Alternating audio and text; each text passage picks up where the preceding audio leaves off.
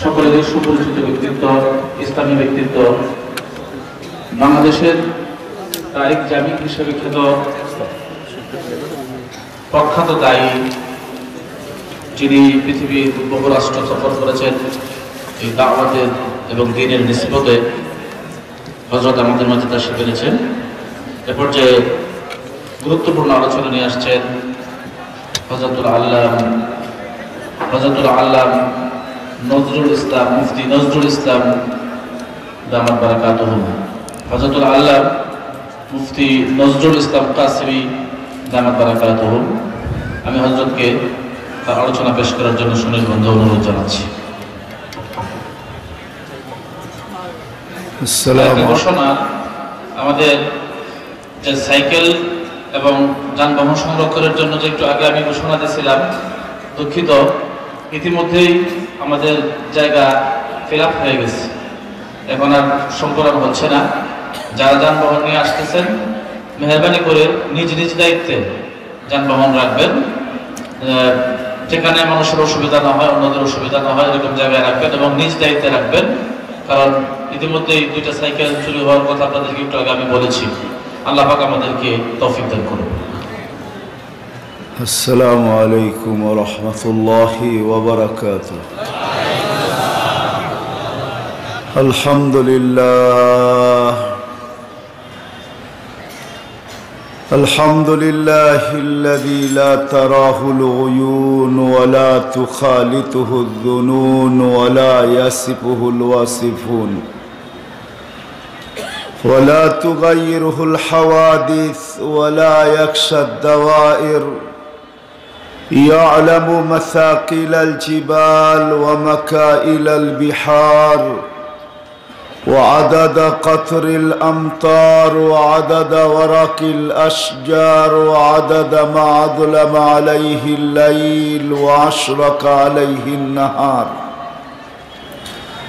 ولا تؤاري منه سماء سماء ولا أرض أرضا ولا بحر ما في قاري ولا جبل ما في واري هو الحي القيوم لا تأخذه سنة ولا نوم والصلاة والسلام على حبيبنا المصطفى الذي بعثه إلى الجن والإنس بشيرا ونذيرا وداعيا إلى الله بإذنه وسراجا منيرا أما بعد فأعوذ بالله من الشيطان الرجيم بسم الله الرحمن الرحيم ومن زحزح عن النار وأدخل الجنة فقد فاز وقال جل جلاله وما الحياة الدنيا إلا متاع الغرور وقال رسول الله صلى الله عليه وسلم إنكم لتموتون كما تنامون وتبعثون كما تستيقظون وتحاسبون بما تعملون فإما جنة أبدا أو نار أبدا أو كما قال عليه الصلاة والسلام। এই বিশাল মাহফিলের সম্মানিত সভাপতি, উপস্থিত উলামা ইকরাম, বিভিন্ন এলাকা থেকে আগত মুসলমান ভাইয়েরা, যেই পর্যন্ত লাউড স্পিকারের আওয়াজ পৌঁছতেছে, পর্দার অন্তরালে মা ও বোনেরা, কোরআন হাদিস থেকে যাই তেলাওয়াত করলাম, যতটুকু তেলাওয়াত করলাম, আশা রাখি একই সামনে রেখে কিছু কথা রাখব। সাথে সাথে সকলের কাছে দোয়ার দরখাস্ত, আল্লাহ আমাকে আপনাদেরকে যতদূর পর্যন্ত আওয়াজ পৌঁছতেছে, যার কানে আওয়াজ পৌঁছে, সকলকে আল্লাহ সঠিক জিনিসের উপরে আমল করার তৌফিক দান করেন। আসলে যদিও চতুর্দিকে মেলার রূপ, আসলে এটা একটা মেলা বলা চলে না, বরং এটা একটা ভাবনার মজলিস। ভাবনা বোঝেন? চিন্তা, একটা চিন্তার মজলিস এটা। যত লোক ভিতরে মনে হয় আর চেয়ে বেশি লোক বাহিরে। এরকম একটা পরিবেশ হওয়া দরকার ছিল, ভিতর বাহির, যে আমরা আল্লাহকে বুঝাইতে পারি যে আমরা কিছু পাওয়ার জন্য আসছি। যখনই আল্লাহ বোঝেন যে বান্দা, কেননা ভিক্ষুক যতক্ষণ পর্যন্ত ভিক্ষার আসল পরিচয় তুলে না ধরতে পারে ততক্ষণ কিন্তু কিছু পায় না সে। এই জন্য যখনই ভিক্ষুক, সে যে আসলেই ভিক্ষুক, খানদানি ভিক্ষুক, এই রূপ যখন তুলে ধরতে পারে তো কঠিন থেকে কঠিন মানুষেরও দিল গলে, তার জ্যাবের থেকেও টাকা বাহির হয় আর ভিক্ষুকের হাতে আসে। আমরা সবাই কিন্তু আল্লাহর সামনে ভিক্ষুক। আনতুমুল ফুকারা, আল্লাহ বুঝাইতে চাইতেছে তোমরা কিন্তু গরিব, ভিক্ষুক। আসলে তো আমরা ভিক্ষুকই। আল্লাহ যদি অস্তিত্ব না দিতেন তাহলে আমাদের অস্তিত্ব হইতো না। আর অস্তিত্ব দিচ্ছেনও এরকম ভাবে, এক একটা ধাপ আমাদেরকে বুঝাইতে চাইতেছেন। যখন অস্তিত্ব দিছেন তখনও আমরা সবাই অসহায়ই ছিলাম। এই জন্য আল্লাহ হাদিসে বলে, কুনতা মিসকিনা, তোর মতো অসহায় কেউ ছিল না। কোন সৃষ্টিকে আমি মানুষের মতো অসহায়ত্ব দিয়া জমিনে পা রাখাই না। মানুষ সবচেয়ে বড় অসহায় হয়ে জমিনে পা রাখে। তা আল্লাহ চিত্র তুলে ধরছেন যে তুই কিরকম অসহায় ছিলি। আজকে যদিও সব কিছু ভুলা যায়, আমি আমার ভাবে হারায় গেছি। ভাব বোঝেন তো? ভাব বোঝেন? ভাব। আমি আমার ভাবে হারায় গেছি, আমি আমার অহংকারের ভিতরে হারায় গেছি সব কিছু পাওয়া যাওয়ার পরে। আসলে আজকের মজলিসটা এই কথাগুলা স্মরণ করানোর জন্যই, মেলার জন্য না যে কতগুলা মানুষ জন্ম হবে, হই হাল্লা হবে, তারপরে তারা যার যার মতে চলে যাবে। এই জন্য মনে হয় এই মজলিস কায়েম করা হয় না। এই মজলিস কায়েম করা হয়েছে মানুষকে কিছু ভাবানোর জন্য, যে মানুষ যেন ভাবে। তো আমি আপনাদেরকে একটু পিছের থেকে নিয়ে যাইতেছি। আমরা যদিও নাকি আমাদের ভাবের ভিতরে আমরা হারায় গেছি, এই জন্য এক হাদিস চলেন, এইখান থেকে শুরু করি। এক হাদিসে আছে, মানুষ যখন সবকিছু পাওয়ার পরে হারায় যায়, হারানো বোঝেন? হারায় যায়, সে তার ভাবের ভিতরে হারায় যায়, নিজের ভিতরে হারায় যায়, অহংকার চলে আসে, আসল সত্তাকে, আল্লাহকে ভুলা যায়। যার কাছ থেকে সবকিছু পাইলেন তাকেই যখন মানুষ বলে, তো আল্লাহ বলতে থাকে, মান আরাদা আন্নি নাদাইতুহু মিন কারিব।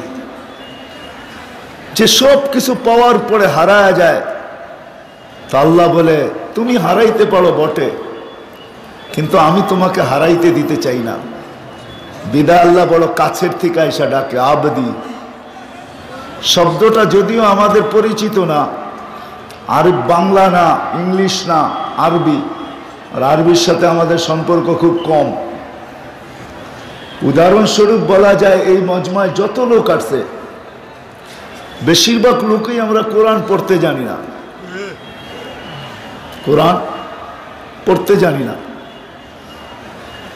অথচ আল্লাহর কালাম আপনি পড়তে। মজমায় বেশিরভাগ লোকই পাওয়া যাবে যে ডেলি, সপ্তাহ, মাস, এমন লোকও পাওয়া যাবে বৎসরে একবারও মহব্বতের সাথে উজু করে আল্লাহর কালামটাকে ধরে না, একটা চুমা খায় না, একটু চোখে রাখে না, একটু মাথায় রাখে না, একটু বুকে ঝড়ায় ধরে না। এরমও লোক পাওয়া যাবে। যাবে না? যাবে না? ঠিক না? তো আল্লাহ কাছের থেকে আইসা ডাকে, মান আরাদা আন্নি নাদাইতুহু মিন কারিব। আল্লাহ কাছের থেকে ডাকে আর বলে, আবদি ইলা আইন, কোথায় চললি? হাল ওয়াজাত্তা আজওয়াদা মিন্নি, আমার চেয়ে বড় দাতার সন্ধান কি মিলল যে আমার চেয়ে বেশি তোকে দিছে? তো আল্লাহ কিছু জিনিসকে স্মরণ করাইতে চায়। তা আল্লাহ স্মরণ করা, আমা কুন্তা মা আম্মা হিনা, তুই কি নিকৃষ্ট পানি ছিলি না? তোর মনে ওঠে না তুই কি নিকৃষ্ট পানি ছিলি না?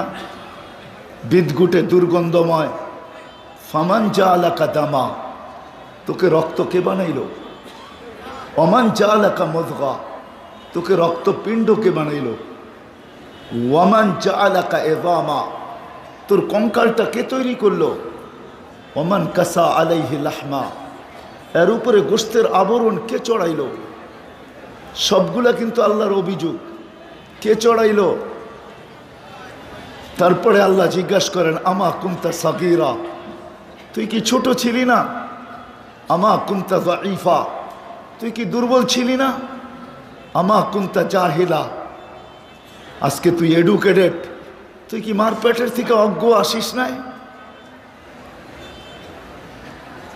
আমা কুনতা মিসকিনা, তুই কি অসহায় ছিলি না? তো আল্লাহ চিত্র তুলে ধরেন, চিত্র, ছবি। আল্লাহ স্মরণ করাইতে চায় যে মার পেটের থেকে যখন আসছিলি, ফালা আলাকা সিন্নুন তাক্তা, দাঁত তো তোর ছিল না যে তুই কাটবি। ওয়ালা আলাকা লিসানুন তান্তিক, জিহ্বা ছিল কিন্তু বাকশক্তি তো তোর কাছে ছিল না। ওয়ালা আলাকা আইনুন তানদুর, আজকে চক্ষের যে তীক্ষ্ণতা, দৃষ্টির যে তীক্ষ্ণতা, চক্ষু তো ছিল কিন্তু দৃষ্টিশক্তির কার্যকারিতা তো তখন ছিল না। ওয়ালা আলাকা উদুনুন তাসমা, কান ছিল কিন্তু শ্রবণ শক্তির কার্যকারিতা তো ছিল না। ওয়ালা আলাকা আকলুন তুমাইয়িজ, মগজ তো ছিল কিন্তু ভালো মন্দ তো তুই বুঝতি না। ওয়ালা আলাকা কলবুন তাতাফাক্কার, ছোট্ট একটা দিল ছিল, চিন্তা করার মতো ক্ষমতা তো তখন ছিল না। ওয়ালা আলাকা ইয়াদুন তাফতিশ, হাত ছিল, ধরার ক্ষমতা ছিল না। ওয়ালা আলাকা রিজলুন তামশি, পাও ছিল কিন্তু চলার ক্ষমতা ছিল না। ফাকাত তাতাহাররাক, তুই তো নড়াচড়া করতে পারতি। আমা কুনতা কাযা ওয়া কাযা ওয়া কাযা ওয়া কাযা, আল্লাহ স্মরণ করায় মানুষ, তুই কি এমন এমন এমন এমন ছিলি না? ফামান কাম্মালাক, তোকে স্বয়ং সম্পূর্ণ কে করলো? স্মরণ করাইতে চাইতেছে আল্লাহ, তোকে স্বয়ং সম্পূর্ণ কে করলো? আমার কথার ওইখান থেকে বাহির হয়ে গেছি আমি। এই মজমা ঘোরাফেরার জন্য ছিল না, এই মজমা ছিল একটা ভাবনার জন্য। ওই ভাবনার দিকেই আপনাদেরকে নিয়ে যেতে চাইতেছি। যদিও বাহিরের মজমা, ভিতরের মজমা, ভিতরের চেয়ে বাহিরের লোকের সংখ্যা বেশি। বাহিরের লোকের মজমা দেখলে মনে হয় না যেখান থেকে বাহির হয়ে গেছি, যে একটা পরিবেশ যদি তৈরি করতে পারতাম, আল্লাহ যদি বুঝতেন যে আমরা কিছু পাওয়ার জন্য আসছি এখানে, পুরাটা পরিবেশই যদি এমন হইতো, আর আল্লাহ এই অপেক্ষাই আছেন,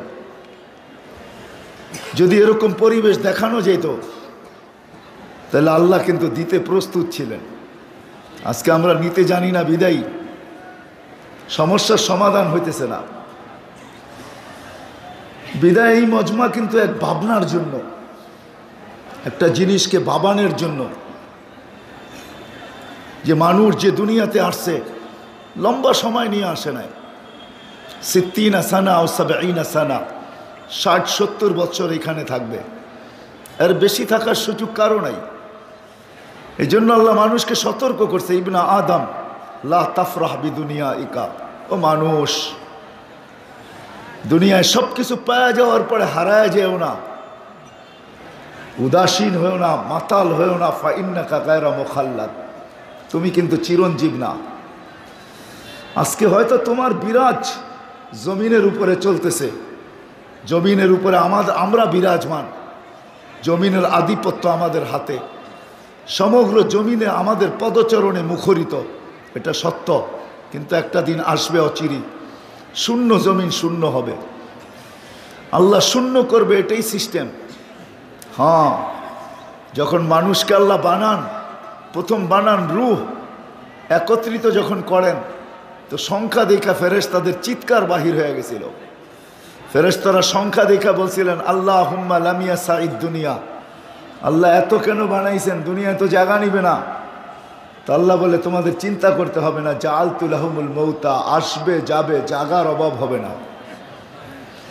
তো ফেরেশতাদের প্রশ্ন ছিল আল্লাহুম্মা লামিয়া ইশফুদ দুনিয়া, যে জানবে মৃত্যু অবধারিত সে তো দুনিয়ার মজাই পাবে না, তো পাঠায় লাভটা কি? তো আল্লাহ প্রতি উত্তরে বলছিলেন জাআলতু লাহুমুল আমালা, সবার দিল আমি আশা দিয়া ভরা দিছি, আশায় বেঁচা থাকবে, তোমাদের চিন্তা করতে হবে না। এটাই সত্য। থাকা এখানে যাবে না, চলে যেতে হবে। এই জন্যই আল্লাহ সতর্ক করতেছে দুনিয়ার চাকচিক্য যেন তোমাদেরকে মাতাল না করে। এক একজন এক এক জিনিস মাতাল করতেছে। যুবককে যৌবন মাতাল, যুবককে যৌবন মাতাল করতেছে, অথচ যুবককেও আল্লাহ সতর্ক করতেছেন শাবাব লা ইয়াক্তাররুকা শাবাবুকা, যুবক যৌবন যেন তোমাকে ধোঁকা না দেয়। যুবককেও আল্লাহ সতর্ক করতেছেন শাবাব লা ইয়াক্তাররুকা শাবাবুকা। তারপরে আল্লাহ একটু সতর্ক করতেছেন কাম্মিন শাব, আল্লাহ বুঝাইতে চাইতেছে যুবক আমাকে নারাজ করো না, আমাকে নারাজ করলে তুমি লাভবান হবে না। হইতে পারে আমি যদি নারাজ হয়ে গেলাম, আমি যদি নারাজ হইলাম, তো আল্লাহ সতর্কবাণী শুনাইতেছে কাম্মিন শাব সাবাকা কাইলাল মউত, কত যুবককেই তো আমরা যৌবন অবস্থায় কবরের কোলে শোয়া দিছি, তোমাকেও শোয়া দিতে পারি।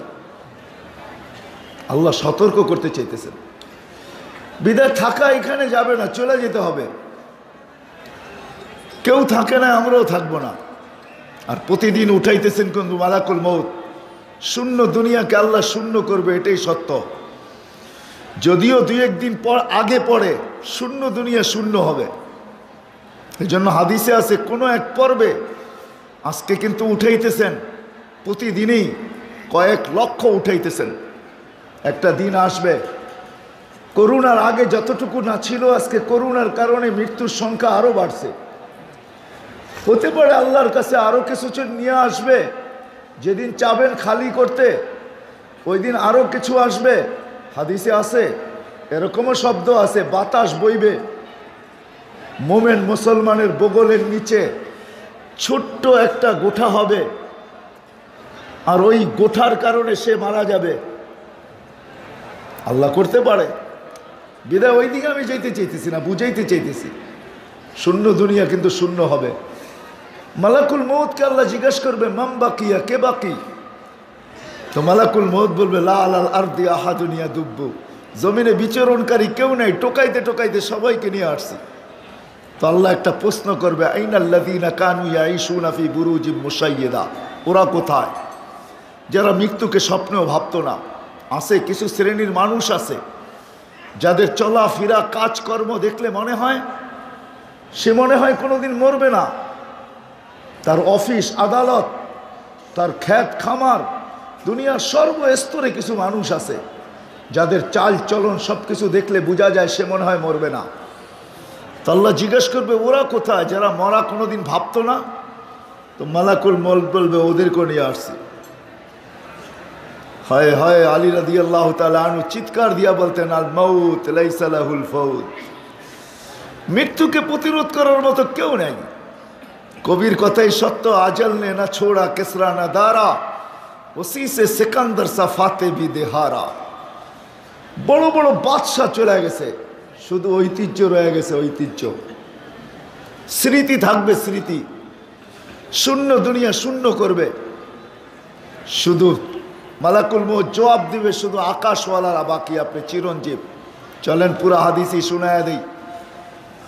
আল্লাহ বলবে আকাশ খালি করো, আকাশ খালি করবে, তারপর জিজ্ঞাসা করবে এইবার, তো বলবে লা আলাল আরদি ওয়ালা আলাস সামাওয়াতি, আকাশও নাই জমিনও নাই, ইল্লাল্লাযীনা ইয়াঈশুনা তাহতি আরশি, আপনার আরশের নিচে যারা আছে তারা আছে। তো আল্লাহ বলবে আরশের নিচ ঝাড়ু দাও, আমি আরশের বরত্ব আপনাদেরকে বুঝাইতে চাইতেছি না। আরশের নিচ ঝাড়ু দিবে, আল্লাহ জিজ্ঞেস করবে এইবার, তো বলবে লা আলাল আরদি ওয়ালা আলাস সামাওয়াতি ওয়ালা তাহতা আরশিক ইল্লা ইসনা আশার, শুধু 12 জন বাকি। আল্লাহ বলবে নাম বলো, তো বলবে আমরা চারজন, জিবরিল, মিকাইল, ইসরাফিল, মালাকুল মউত, 8 জন আপনার আরশ বহরকারী। তো আল্লাহ হুকুম দিবে ফালিয়ামুত জিবরিল ওয়া মিকাইল ওয়া ইসরাফিল, 3 জনের মৃত্যু হবে।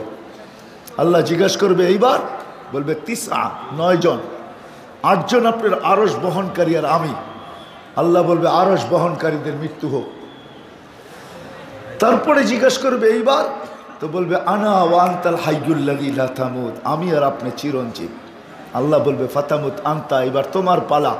লিআন্নী কাতাবতুল মাউতা আলা মান তাহতা আরশি ওয়া আনতা তাহতা আরশি, আমার আরশের নিচে যে আছে তাকে মরতে হবে, আর তুমি আমার আরশের নিচে, বিদায় তুমি মরো। সায়ুলকি আলাইহি সাকারাতাল মাউত, মৃত্যুর যাতনা আল্লাহ ওনার উপরে ঢালবেন। উনি ওই দিন চিৎকার দিবেন, ওই দিন চিৎকার দিবেন, লাউ আলিমতু সাকরাতাল মাউত মা কাবাসতু আরওয়াহাল মুমিনিন। উনি চিৎকার দিবেন। আজকে উনি মৃত্যু সম্বন্ধে কোনো ধারণাই রাখেন না। ওই দিন চিৎকার দিবেন আর বলবেন, লাউ আলিমতু সাকরাতাল মাউত, মৃত্যুর যাতনা সম্বন্ধে যদি আমার ধারণা থাকতো, আল্লাহ তোর ইজ্জতের কসম, আমি কোনো মোমেন মুসলমানকে নিয়ে আসতাম না। বিদায় বিশাল ময়দানকে বলতে চাইতেছি, থাকার সুযোগ কারো এইখানে নেই, চলে যেতে হবে। কিন্তু প্রশ্ন হলো কি নিয়ে যাব? প্রশ্ন এটাই, কি নিয়ে যাব? কি নিয়ে গেলে পরিচয় পরিচিতি পাবো? কি নিয়ে যাওয়ার কথা? কোন জিনিস নিয়ে গেলে আল্লাহর কাছে পরিচয় পরিচিতি পাবো, আল্লাহর কাছে স্থান পাবো, ইজ্জত পাবো, সম্মান পাবো? দুনিয়ার পাওয়া পাওয়া না, এটা তো 60-70 বছরের পাওয়া। এইখানের পাওয়া পাওয়া না। এই জন্যই নবীরা এসা মানুষকে বুঝেইছে এইখানের পাওয়া পাওয়া না, এত 60-70 বছরের পাওনা, 60-70 বছরের পরে শেষ। এই জন্য মৃত্যু হইতে দেরি। কানের কাছে ফেরেশতা, ওই ঘরে 4 জন ফেরেশতা 4টা ধ্বনি নিয়ে আসতে দেরি করে না। প্রথম ফেরেশতা ধ্বনি দেয়, ইনকাতাতিল আজাল ওয়ানকাতাতিল আমাল, এই ব্যক্তির বয়স শেষ, আশা শেষ, তোমাদের কান্না বেকার। আমি শর্ট করতেছি। প্রথম ফেরেশতা ওই ঘরে ধ্বনি দেয়, এই ব্যক্তির বয়স শেষ, আশা শেষ, তোমাদের কান্না বেকার। দ্বিতীয় ফেরেশতা ধ্বনি দেয়, জালাল ইশতিগাল বাকিয়াল ওয়াবাল, এই ব্যক্তির ব্যস্ততা শেষ, নিজেকে বড় ব্যস্ত ভাবত।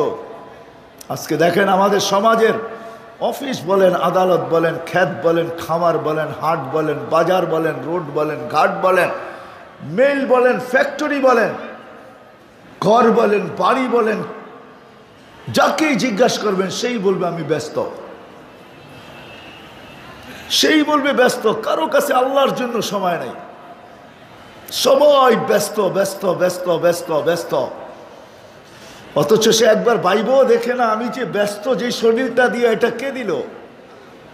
কে দিল? কে দিল? আল্লাহ। এই জন্য তো প্রথম শুনাইলাম, আল্লাহ জিজ্ঞাসা করে, আমা কুনতা মা আম্মাহিনা, তুই কি পানি ছিলি না? যে শরীরটা দিয়ে সে আজকে ব্যস্ত। তো দ্বিতীয় ফেরেশতা ঘরে ধ্বনি দিবে, জালাল ইশতিগাল, এই ব্যক্তির ব্যস্ততা শেষ, বাকিয়াল ওয়াবাল, সব গাঠি সামনে। সঙ্গ কেউ দিবে না। দিবে সঙ্গ? সঙ্গ বোঝেন? সাথে কেউ যাবে না কবর পর্যন্ত। করুণা তো আরো চোখে আঙ্গুল দিয়ে দেখায় দিছে। আপনাদের ময়মনসিংহে না থাকতে পারে, আমাদের ঢাকা শহরে আছে। ছেলে বাপের কবর চিনে না, কোন জায়গায় কবর তো দূরের কথা, গোরস্থানই জানে না, কোন গোরস্থানে বাপের কবর হয়েছে জানে না। জানে না সন্তান বাপের কবর কোন গোরস্থানে। গোরস্থান জানলেও কবর চিনে না। সে ফোন করে বলে দিছে, শুধু সংস্থাকে বলে দিছে, সৎ কাজ আপনারা করে দিয়েন, বাবার করুণা ছিল, আমরা আসতে রাজি না। অথচ যেদিন সে জন্ম নিছে ওই দিন কিন্তু বাবা তার জন্য বাচ্চা ছেড়া দিছে, বাবা নিজের জন্য বাচ্চা ছেড়া দিছে। এটি হাদিসের কথা। এক সাহাবীর বিরুদ্ধে সন্তান অভিযোগ করছিল, আমি 2 হাতে কামাই, আমার বাপ 2 হাতে খরচ করে, আব্বাজানকে একটু বুঝাইয়া দেন ইয়া রাসূলুল্লাহ। তো সে কবিতা পড়তে পড়তে বাড়ির থেকে বাহির হয়েছিল। কবিতার ছন্দগুলোর অর্থ এমনই ছিল যে তুই যেদিন জন্ম নিলি ওই দিন থেকে আমি বাচ্চা ছেড়া দিছি। সন্তান যখন জন্ম নেয়